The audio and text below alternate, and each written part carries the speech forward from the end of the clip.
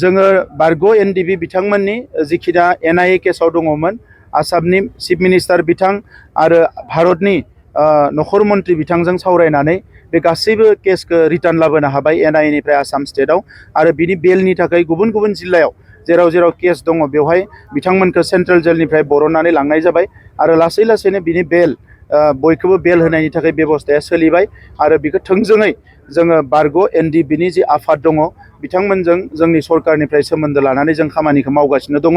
थालांनायनि गेजेराव सिबिआइनि गासै द' दङ जेराव रन्जन दैमारि बिथांबो दङ। बेखौ लानानैबो बावैसो जोङो हम सेक्रेटारिजों रायज्लायहैदों आरो हम सेक्रेटारि बिथाङा खोथा होदों जे नेक्स्ट जेब्ला ट्रायल जागोन अब्ला निस्सय बिथांमोना माखासे पजिटिभ इनिसियेटिभखौ लागोन आरो जोङो थाबैनो भारतनि नखर मन्त्रि बिथांखौबो लोगो हमगोन जाहाथे एनडिबिनि जि केसनि जेंना बेखौ थाबनो सुस्रांनो हायो आरो लोगोसे जोंनि संबिजिताव